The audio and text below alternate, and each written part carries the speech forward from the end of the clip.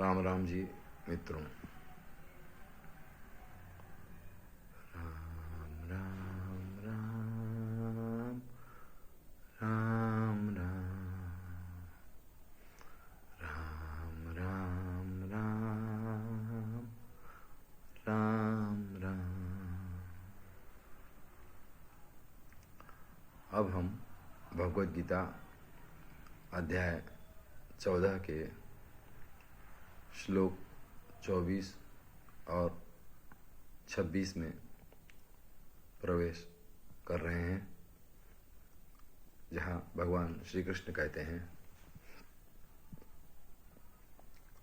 सम दुख सुख स्वस्थ सम लोष्टास्म कांचन तुल्य प्रिया प्रिय धीर तुल्य निंदात्म संस्तुति है।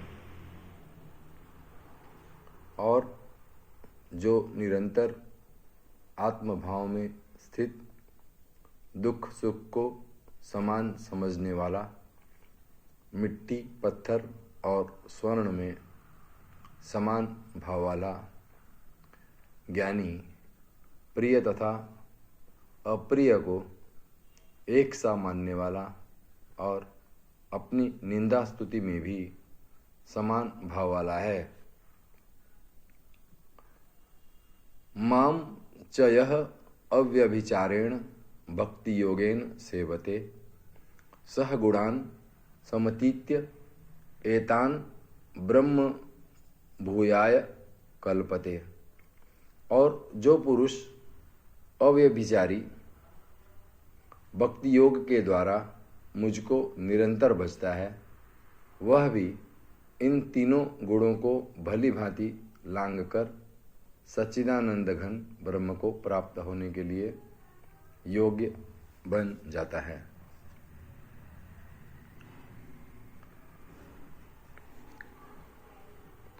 अगले श्लोक में भगवान श्री कृष्ण कह रहे हैं, ब्रह्मणः ही प्रतिष्ठा अहम अमृतस्य अव्ययस्य च शाश्वतस्य च धर्मस्य सुखस्य एकांतिकस्य च।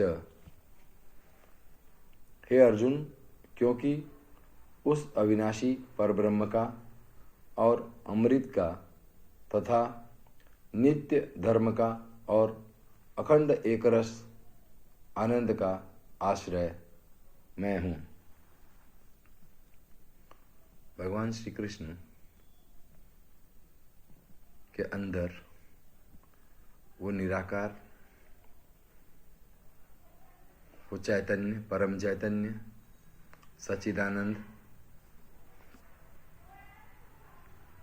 अवतरित हुआ है। ब्रह्म भगवान श्री कृष्ण उस ईश्वर के साथ एक हैं और इसीलिए भगवान श्री कृष्ण इस बात की घोषणा कर सकते हैं कि जो आनंद साक्षी भाव में उतरने के बाद आता है, दृष्टा भाव में उतरने के बाद आता है, उस आनंद का स्रोत भगवान श्री कृष्ण स्वयं है।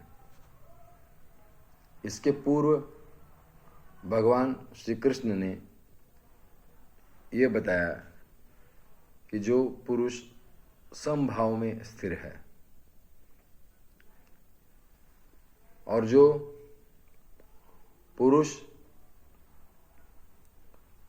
भक्ति योग में समाहित है, भगवान की भक्ति में लीन है, वो भगवान के साथ एकाकार हो जाता है। उसे भगवान का वो स्वरूप प्राप्त होता है जिसमें असीम आनंद, जिसमें सच्चिदानंद प्रकट होता है। अब इतना ही।